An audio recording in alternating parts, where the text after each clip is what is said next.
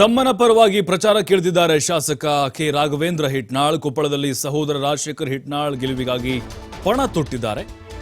Hitnal family ಅಲ್ಲಿ Karadi Sanganna family ನಡುವೆ big fight ನಡೀತಾ ಇತ್ತು ಪ್ರತಿ ಬಾರಿ. ಬಟ್ ಈಗ ಅಲ್ಲಿ ಡಾಕ್ಟರ್ ಬಸವರಾಜ್ ಇದ್ದಾರೆ ಬಿಜೆಪಿ ಅಭ್ಯರ್ಥಿಯಾಗಿ. ಈಗ ತಮ್ಮ ಸಹೋದರನ ಪರವಾಗಿ ಅಖಾಡಕ್ಕಿಳಿದಿದ್ದಾರೆ. 2 ಬಾರಿ ಅಲ್ಪ ಅಂತರಗಳಿಂದ ನಮ್ಮ ಕುಟುಂಬ ಸೋತಿದೆ. ಈ ಬಾರಿ ಕೊಪ್ಪಳ ಜನರು ನನ್ನ ತಮ್ಮನಿಗೆ ಆಶೀರ್ವಾದ ಮಾಡ್ತಾರೆ. ಬಿಜೆಪಿಯ ಸುಳ್ಳು ಭರವಸೆಗಳಿಗೆ ಜನ ರೋಸಿ ಹೋಗಿದ್ದಾರೆ. ಈ ಬಾರಿ 1 ಲಕ್ಷ ಮತಗಳ ಅಂತರದಿಂದ ಕಾಂಗ್ರೆಸ್ ಗೆದ್ದೆ ಗೆಲ್ಲುತ್ತೆ ಅನ್ನುವಂಥ ವಿಶ್ವಾಸ ವ್ಯಕ್ತಪಡಿಸಿದ್ದಾರೆ ರಾಘವೇಂದ್ರ ಹಿಟ್ನಾಳ್.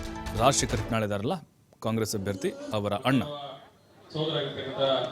ಸಿದ್ದಪ್ಪಣ್ಣ ನಿಲೋಟ್ರಿ ಅವರೇ, ದೊಡ್ಡಪ್ಪ ದೇಸಾಯಿಯವರೇ, ಕಾಂಗ್ರೆಸ್ ಸದಸ್ಯರೇ, ಕ್ಷೇತ್ರದಲ್ಲಿ ಇದೀಗ ರಾಜಶೇಖರ್ ಹಿಟ್ನಾಳ್ ಅವರು ಏನಾದ್ರೆ ಭರ್ಜರಿ ಪ್ರಚಾರ ನಡೆಸಿದರೆ ಅವರ ಪರವಾಗಿ ಇವತ್ತು ಅವ್ರ ಸಹೋದರ ಅಂತ ಶಾಸಕರಂತ ರಾಘವೇಂದ್ರ ಹಿಟ್ನಾಳ್ ಅವರು ಭರ್ಜರಿಯಾದ ಪ್ರಚಾರ ನಡೆಸಿದ್ದಾರೆ. ಸ್ವತಃ ನಮ್ಮ ಜೊತೆ ಶಾಸಕರಂತ ರಾಘವೇಂದ್ರ ಹಿಟ್ನಾಳ್ ಇದ್ದಾರೆ. ಅವ್ರು ಮಾತಾಡ್ಸೋಣ ತಗೋಣ.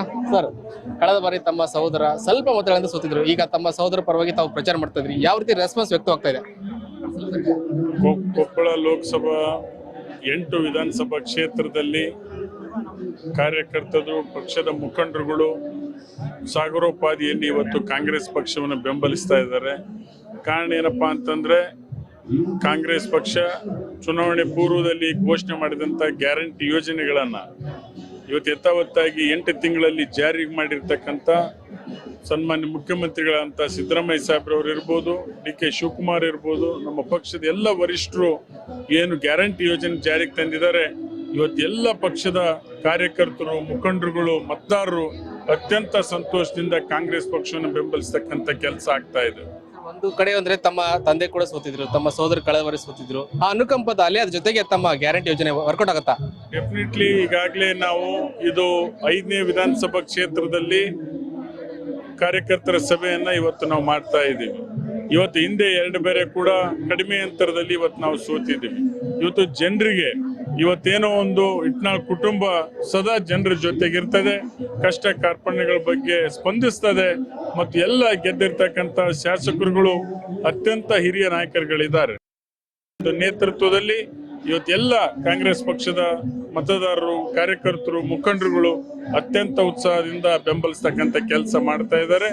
ಬಹುಶಃ ಇಂದಿನ ಸಾರ್ವತ್ರಿಕ ವಿಧಾನಸಭಾ ಚುನಾವಣೆಯಲ್ಲಿ 8 ಕ್ಷೇತ್ರ ತೆಗೆದುಕೊಳ್ಳೋದಾದ್ರೆ 1,60,000 ಹೆಚ್ಚು ಅಂತರದಿಂದ ಇವತ್ತು ಲೋಕಸಭೆಯಲ್ಲಿ ಕಾಂಗ್ರೆಸ್ ಪಕ್ಷ ಇವತ್ತು ಮುಂದಿರ್ತಕ್ಕಂಥ ಇವತ್ತಿನ ಉತ್ಸಾಹವನ್ನು ನಾವು ನೋಡಿದ್ರೆ, ಇವತ್ತು ರಾಜಶೇಖರ್ ಹಿಟ್ನಾಳ್ ಅವರು 2 ಲಕ್ಷ ಅಂತರದಿಂದ ಗೆದ್ರು ಆಶ್ಚರ್ಯ ಪಡ್ತಕ್ಕಂಥ ಕೆಲಸ ಇಲ್ಲ ಅಂತಕ್ಕಂಥ ಮಾತನ್ನು ಇಲ್ಲಿ ಹೇಳಲಿಕ್ಕೆ ನಾನು ಬಯಸ್ತಾ ಇದ್ದೇನೆ.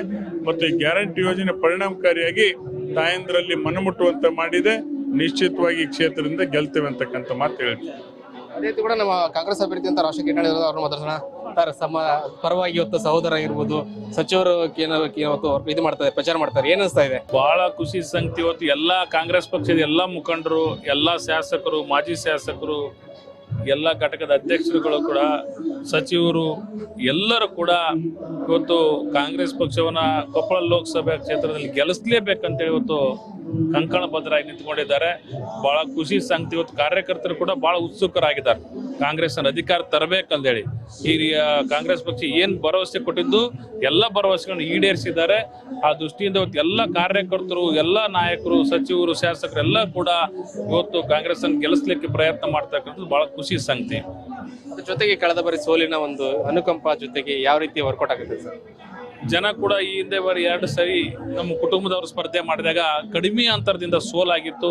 ಈ ಬಾರಿ ಆಶೀರ್ವಾದ ಮಾಡ್ಬೇಕನ್ನೋ ತೀರ್ಮಾನವನ್ನು ಕೂಡ ಮಾಡಿದ್ದಾರೆ. ಖಂಡಿತವಾಗಿ ಆಶೀರ್ವಾದ ಮಾಡ್ತಾರೆ ಅನ್ನೋ ವಿಶ್ವಾಸ ಕೂಡ ಇದೆ.